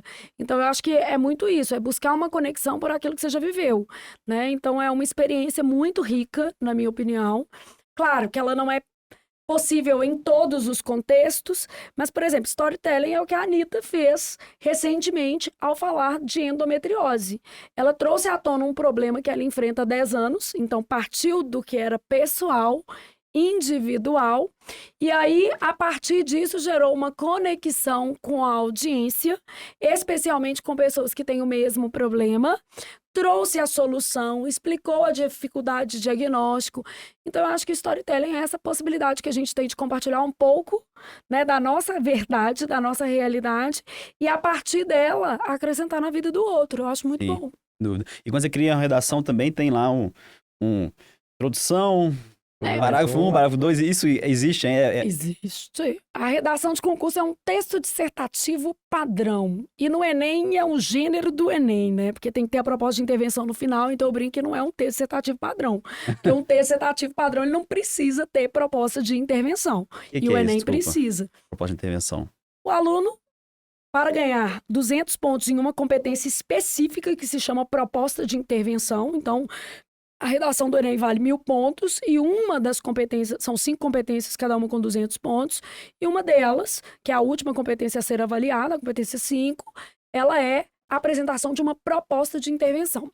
Geralmente, os temas do Enem versam sobre problemas sociais. E aí, o aluno precisa apresentar uma alternativa para o problema exposto. Vamos pegar o último Enem, que era a invisibilidade de pessoas sem o registro civil, né? E o aluno deveria trabalhar isso. Exemplos de alternativas que ele poderia ter proposto lá. Hoje, o pai e a mãe precisam sair, ou o pai ou a mãe, né? Geralmente o pai, obviamente, né? Ou um responsável, precisa sair do hospital, na maioria dos casos, para fazer o registro civil em um cartório e voltar com o hospital. O hospital dá uma guia para a pessoa fazer esse registro civil e existe um prazo para isso. Existem alguns projetos já pioneiros no Brasil de esse registro civil, ou seja, existir dentro das grandes maternidades brasileiras um cartório, né? Ou pelo menos um anexo de cartório que seja responsável, inclusive, pelos atestados de óbito também, porque já facilitaria as duas coisas, né? Então, o registro de nascimento e o registro de óbito poderiam ser feitos naquele espaço ali. Então, existem alternativas, principalmente pautadas em outros países, que trariam ali um pouco mais de chance de se reduzir, né, a ausência do registro civil no Brasil. Isso não resolve, por exemplo, o caso de crianças que nascem em casa, né? E existem muitas ainda no nosso país, né? Nós temos ainda muitas comunidades isoladas, e não estou falando apenas de comunidades indígenas e quilombolas que estão isoladas geograficamente. Nós temos pessoas que estão isoladas pelos ricões de pobreza que nos cobre, né, em vasta medida, e aí elas não têm acesso à saúde de qualidade e não chegam aos hospitais. Vão ter seus filhos em casa, não registro, pronto, acabou, só registro no dia que precisar. Então, assim, o aluno precisa trazer uma solução para o problema. Como trabalhar a questão do registro civil. Entendi. Né? Legal. Mas aí tem que desenvolver, então, as outras... Introdução, apresentando a tese. Tentação 5 são essas. Isso que você falou, introdução. Não, são 5 competências. Competência primeira é o domínio da norma culta. Então, o aluno tem que saber a norma culta, vale 200 pontos. A segunda competência do Enem é se você consegue fazer uma abordagem do tema de maneira transversal, ou seja, numa dinâmica em que várias áreas do conhecimento sejam abordadas, né?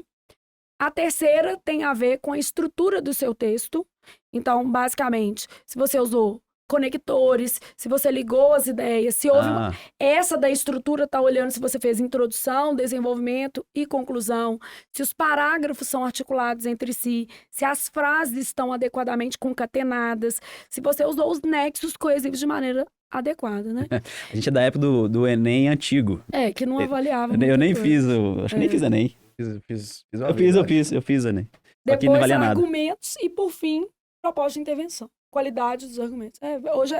Hoje o Enem não é uma prova complicadíssima, tá? O problema é que no último Enem, 4 milhões de pessoas. Em cenários normais, 6 milhões de pessoas. Porque a gente pegou um cenário de pandemia aí, então esse foi mais desafiador, né? A gente teve uma evasão escolar maior, vários problemas. Mas, de uma maneira geral, de 4 a 6 milhões de pessoas fazem o Enem todos os anos.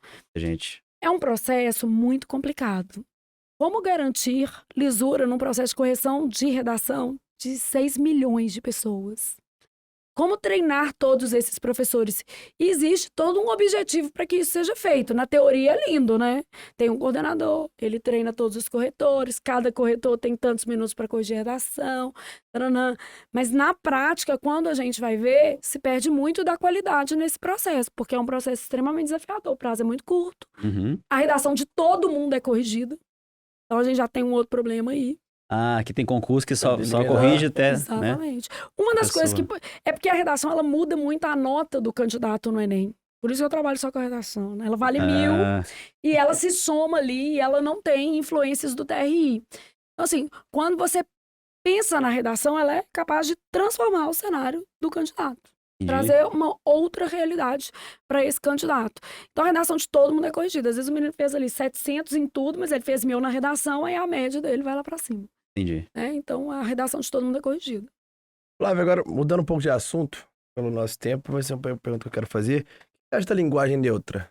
Pois é, eu acho que a gente politiza muito um tema que está muito mais voltado para a ideia de representatividade.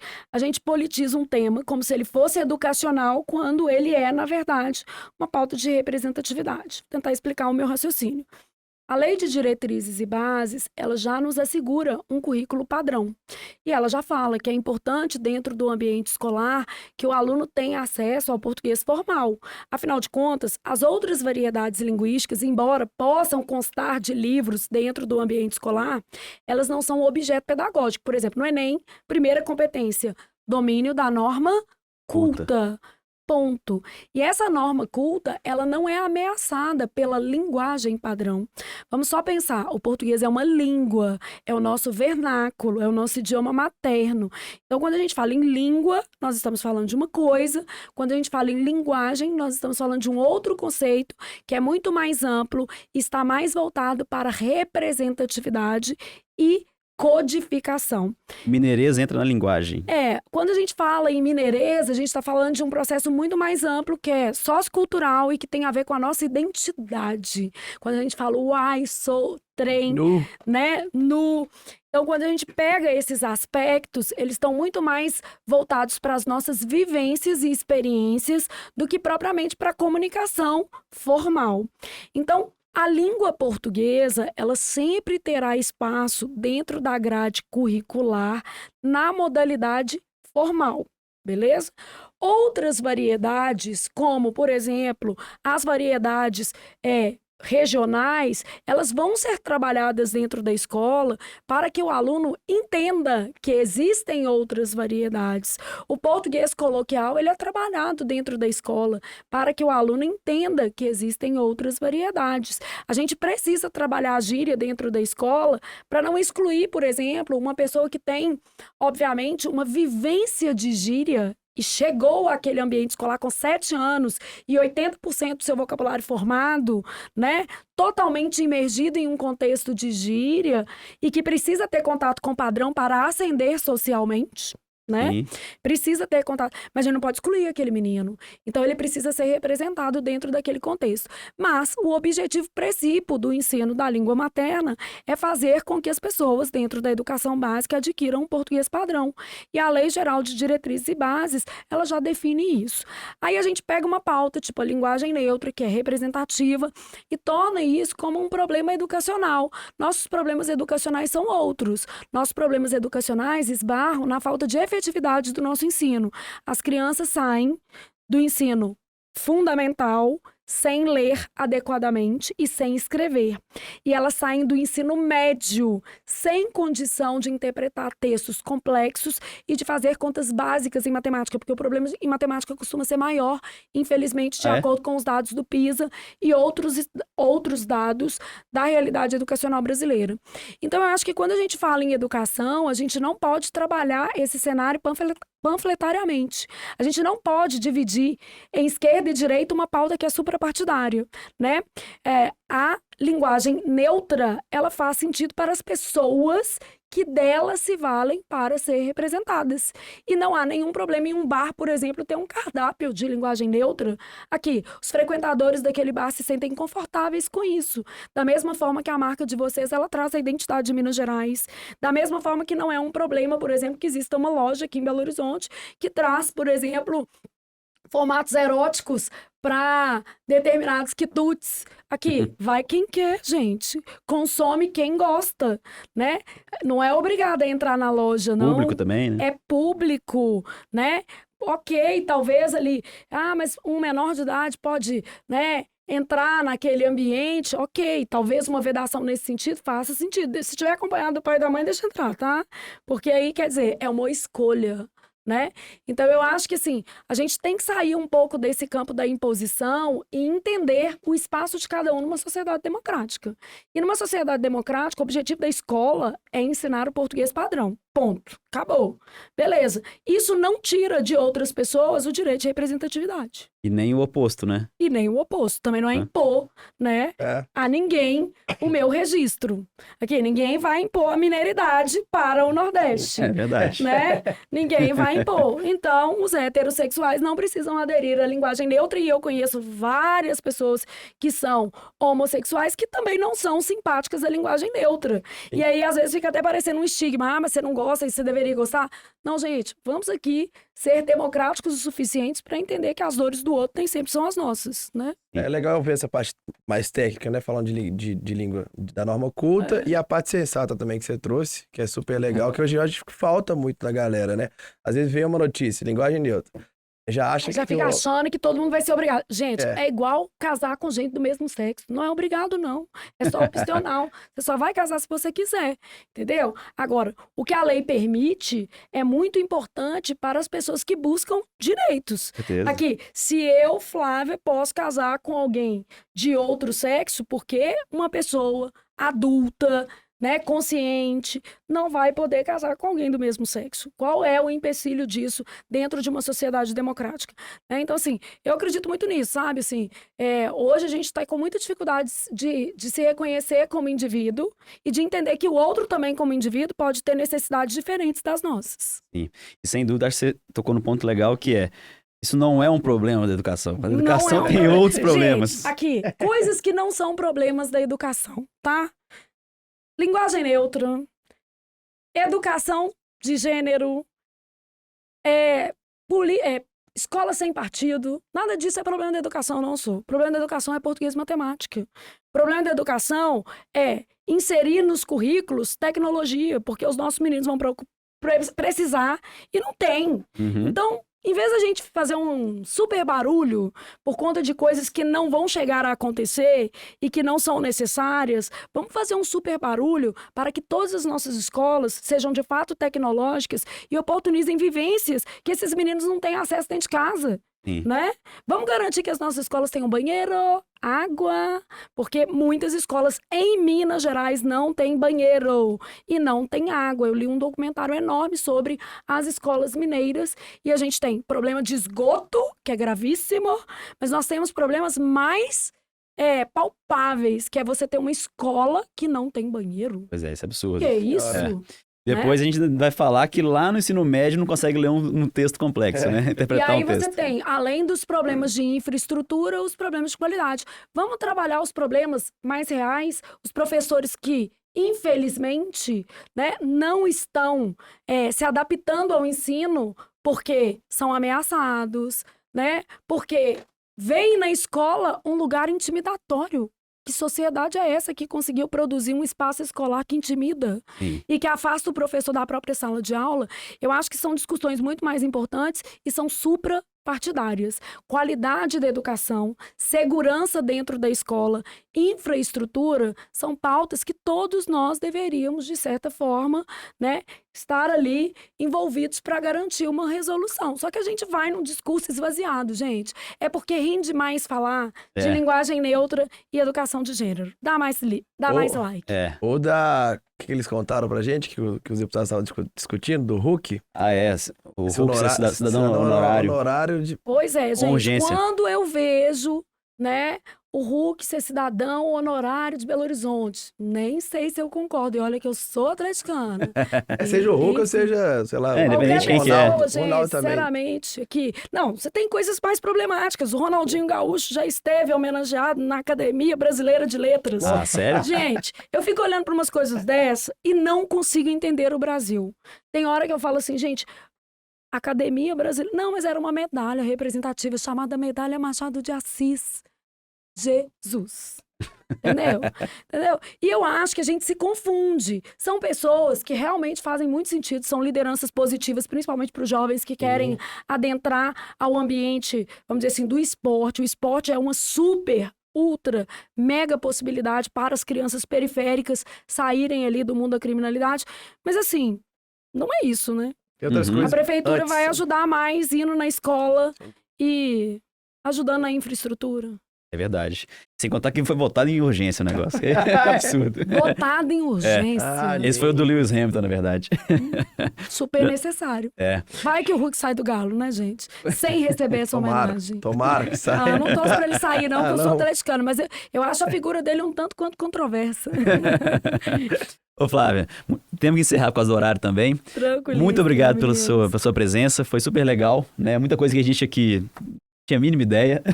Eu que agradeço, meninos. Além do aprendizado, foi um papo super legal, assim, de Descontraído. coisas que a gente Sucesso nem- pra vocês, assim, valeu. achei o podcast finíssimo.